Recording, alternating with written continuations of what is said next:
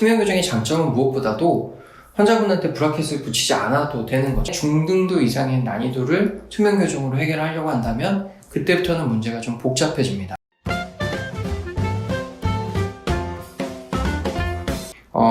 몇 년 전인데 모치과, 아주 유명한 그 강남에 있었던 모치과, 이름도 투명 교정에서 따온 무슨 치과가 있었는데, 그 치과에서 투명 교정으로 모든 걸 할 수 있다고 선전을 했고 환자들을 받았지만 실제 5년, 7년이 지나도록 교정이 끝나지 않았고, 그래서 약 4만 명의 환자들이 치료를 못 받고 병원이 없어져 버렸던 일대 사건이 있었죠. 이게 가장 대표적인 사례라고 볼 수 있는데, 투명 교정 자체로는 그 역학상 교정을 못하는 경우가 많습니다. 예를 들면 우리가 교정을 할 때 가장 중요하게 보는 것 중에 하나가 치아가 이대로 직립돼서 움직였는지를 보게 돼요. 그런데 잘 생각해보면 투명 교정은 뺐다 꼈다 하는 이 장치를 쓰기 때문에 잡고 있는 힘이 약합니다. 그래서 치아가 움직이긴 했지만 대부분 그냥 쓰러져서 움직이는 경우가 많아요. 그러니까 공간이 넓어서, 발치교정 같이 공간이 넓어서 치아를 움직여야 되는 양이 많은데 투명 교정을 하게 되면 거의 그냥 쓰러져서 오게 되는 경우가 많아요.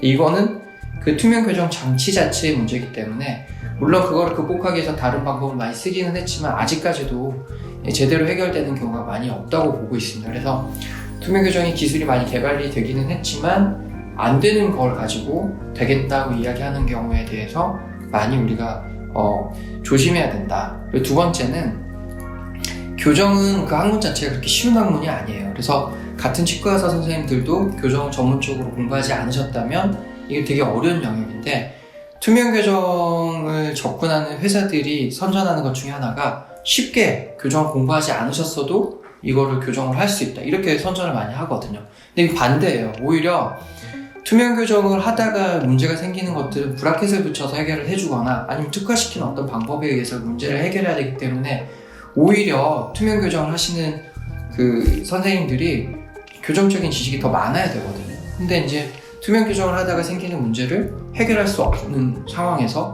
투명 교정을 할 수 있다고 하니까, 왜냐면 회사에서 그렇게 선전을 하니까, 그래서 마치 이게 브라켓을 붙이는 방법보다 더 우월하고 월등한 방법들이 있으니까 교정을 하는 것처럼 그렇게 혼동을 하시는 경우가 많거든요. 그래서 항상 케이스 셀렉션을 잘 해야 합니다. 그래서 투명 교정을 하는 병원에서도 이 원장님이 문제가 생겼을 때 이걸 대체할 수 있는 실력이 있는지도 따져볼 필요가 있는 거죠.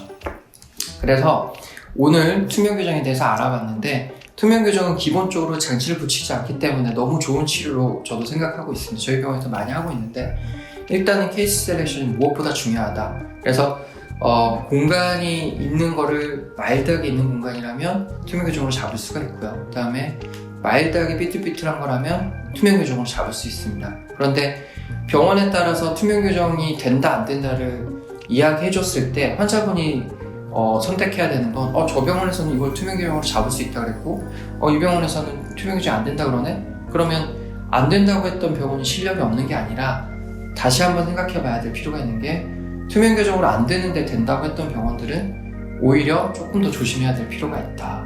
그런 케이스에 대해서 정확하게 더 우리가 진단을 하고 넘어갈 필요가 있다. 이런 것들에 대한 정보가 좀 필요할 것 같아서 오늘 투명 교정에 대해서 알아봤고요. 다음번에는 좀 더 좋은 컨텐츠로 찾아뵙도록 하겠습니다. 브라운TV